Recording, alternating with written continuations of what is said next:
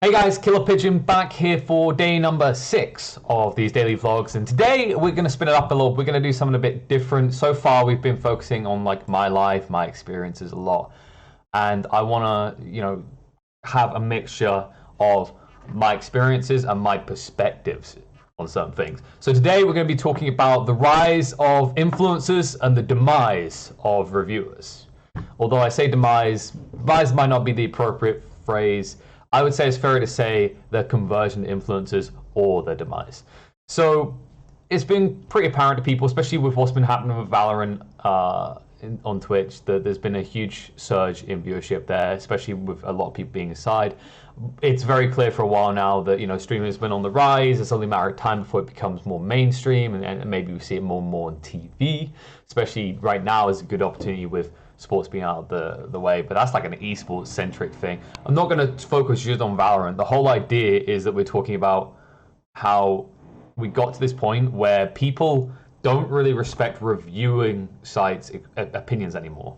They're more fixated on influencers. More people engage with Twitch streams or YouTube streams or even YouTube videos, right? You don't usually go to somewhere like a GameSpot website or IGN, all these big ones. It used to be your go-to places. It used to have these magazines you'd read. Nowadays, you go to these individual people that you trust. And I guess that leads on to the first point, right, is that we reached a point where people started to wake up and realize that reviewers are just people giving an opinion.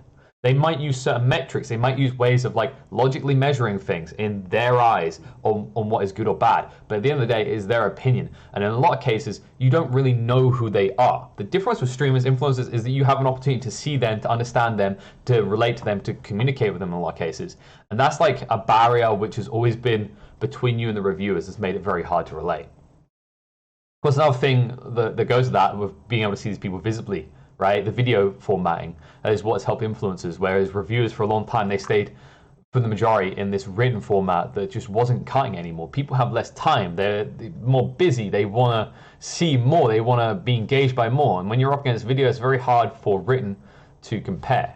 People might be going back to their books, but not like to go back to their review magazines. And I think that just like that makes it even more difficult, right, for these review sites to stay alive. Some of them are doing well, some are doing pretty good, they're staying up. And that's because they were able to actually garner enough talent, and in the early days especially, train them up to be good on-screen talent, as well as good journalists. And in other cases, new ones, they're getting these stages where you see a lot of influencers that become reviewers, right? There's these individual YouTube channels that they'll go and they'll do your first opinions of X, first opinions of Y. They've more or less converted the game. I think that's where a lot of these traditional journalist sites for gaming have kind of flopped completely, is the fact that they just didn't have those people who were able to make the conversion. And then, of course, when you're comparing like a first look at a game, especially streams, Twitch streams and such, show you a true picture, right? They show you the reality of what the game's going to be like for you to play. They don't kind of hide behind some glamorous preview trailer type situation. That's really helped make everything more genuine about the game. You can see how people are interacting with it. You can see the opinions. Also, integrated things like chat allows you to interact with those people. Same with YouTube videos. And these are things that like reviewing sites just didn't have, right? And then when you look at things like the loot drop situation right now, where now people are getting even more incentivized, which is something I guess we could hit on a little bit, because I guess I want to go back to that point around the fact that like you just don't have these medians for interaction. You see that on Twitter, etc., reviewing sites try that, but it just doesn't. It's not as organic. And I think the thing that's giving live streams the advantage is definitely the loot drop situation with Valorant right now. Is preview. Twitch is honestly they got to be like wiping their ass with $50 bills at this point. They got to be happy and over the moon because it's proof of concept. Right? They had the Call of Duty beta. They saw a huge influx in viewerships because people were coming in to get keys. Now with Valorant, the same thing's happening. As a developer, you're going to want to be on that bandwagon quickly. And I guess that brings you into the situation with developers and their relationship with these situations, right? What's happening right now with Valorant is beneficial to the streamers, the devs, and Twitch, right? Twitch is going to have higher viewer numbers, which they can then use to push for bigger ad sponsorships. The devs are getting more eyes on their games. People are staying hyped about it, and streamers obviously seeing a huge uptake in subs, etc., and viewership. Everyone across the board is winning, right? That's something that these sort of integrations offer that a traditional reviewer site might not. And in a lot of cases, because it's a specific opinion and because it's locked into its own little bubble, you don't get to see the whole picture, which is something you can do yourself. You can go watch, Moon or whoever the hell your favorite streamer is, maybe watch Shroud over on Mixer, whoever it is. You can see them, you can see their opinions, and you might be swayed by their opinions. You're seeing gameplay, raw gameplay, that allows you to drop your own opinion and your own perspective. And I think that viewing experience is really important. And I guess that's something else to say. Like, I guess the hot take here would be, in my honest opinion, if your game is not entertaining to view on a platform, it's going to inherently struggle. And that's going to become more and more apparent because there's so many games coming out these days, which, by the way, that's like a whole other discussion I have about how the game industry is probably overdue for a bit of a crash because we have so many games coming out, and a lot of them are admittedly of subpar quality because everything is rushed. Everyone's trying to get quickest to market. But if your game is not entertaining to watch, because let's go back to that point. We can't look at it as a, hold on, Pigeon. You just said if my game looks bad for a viewer, it's done. It can be great for the person. Games like Europa Universe is a perfect example, right? A casual viewer won't know what the hell's going on, but when you play the game, people just get absorbed in that type of product, right? EU4, of course, is an exception. There are reasons for that, which I'll get into in a sec. But the whole point is that if you are pushing a game, a genre that doesn't look good on camera, doesn't look good on recording for a viewer, it's very hard to convert into sales. Unless you have some sort of prestige that existed previously, you're a great dev from previous games, it's a long-running series, these are the type of things that allow you to survive, right? Or you find very unique content creators that are able to make your product look glamorous. Funny clip videos for YouTube can still be a market, but in terms of like Twitch streams, they have something else that's a crutch that enables your game. And those people, those type of devs should be targeting to pay them maybe to play their game to actually engage with. Because that's the thing, like in a lot of cases, Twitch and YouTube is a free marketing scenario, right?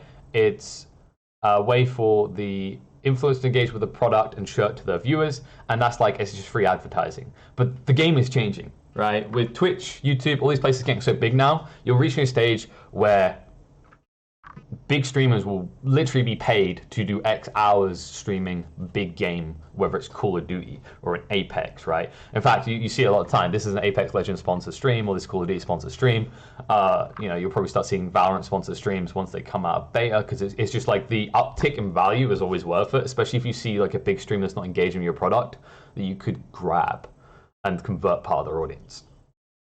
And that's just an evolution of revenue shares, right? This is not a new concept or a foreign concept. This is something that was done as a long time ago, actually. I'd imagine it's even further back, but I think the biggest example I saw in the limelight quite a few years ago was around 2013, 2014, when Yogscast done a revenue share with space engineers.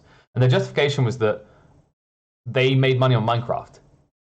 There was no saying they were going to make money there, so they had to substitute.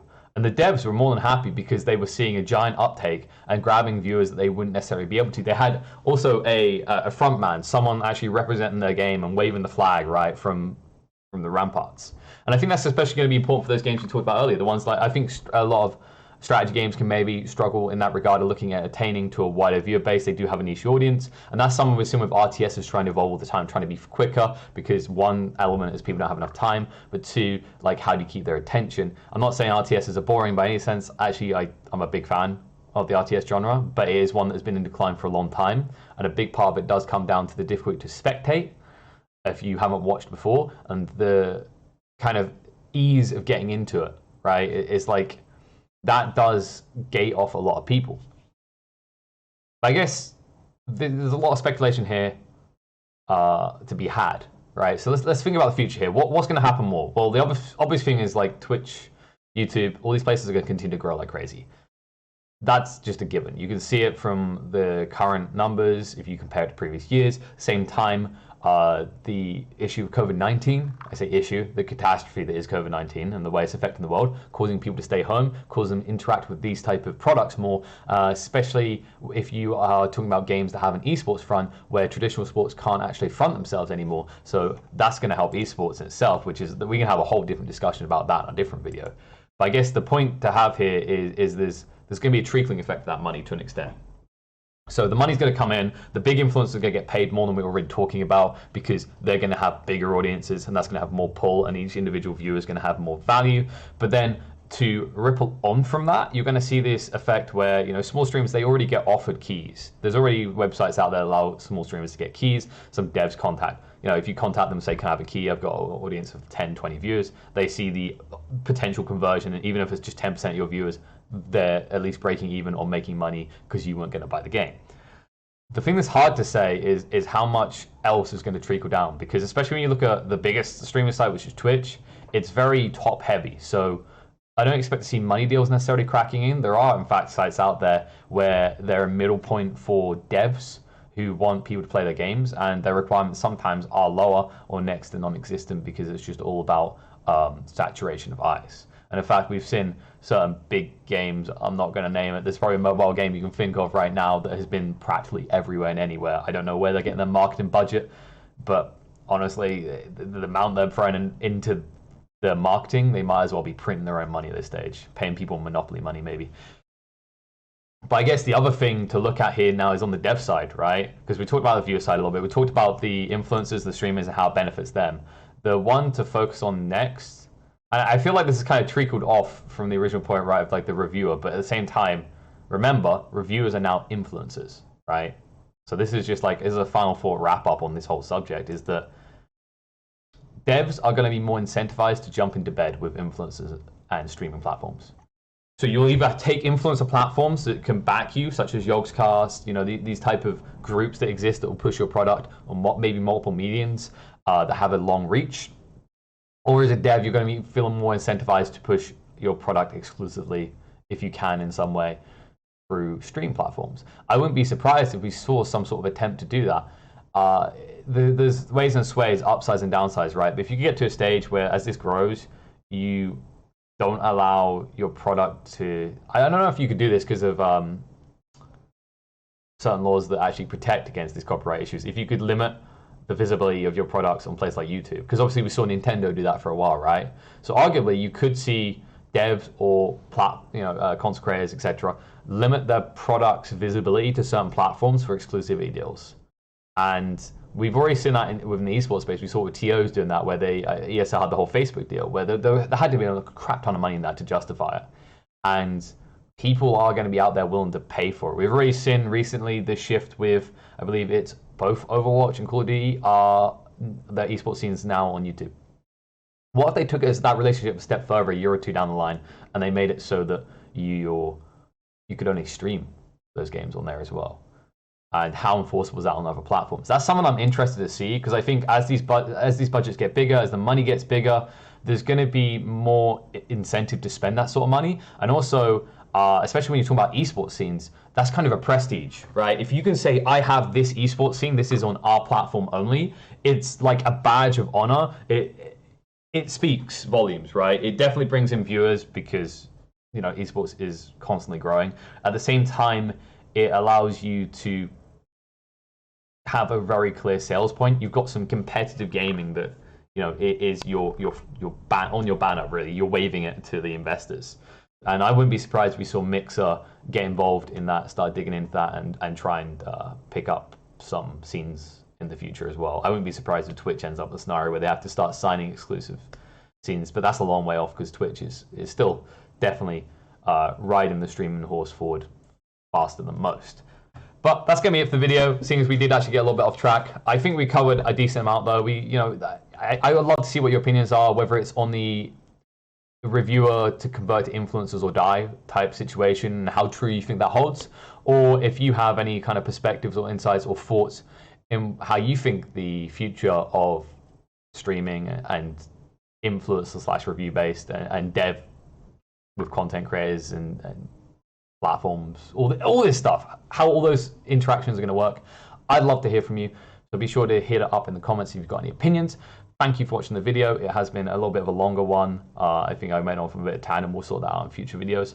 But if you like what you saw, like, comment, make sure you subscribe to the channel, and make sure you share with your friends so that they can actually get involved in the discussion as well. Feel free to hit me up on Twitter for any suggestions, or if you want to just actually hit it up on the discussion. And you can catch me streaming most nights on twitch.tv/KillerPigeon. But that's going to be it, guys. Thank you for tuning in, and I'll see you again tomorrow.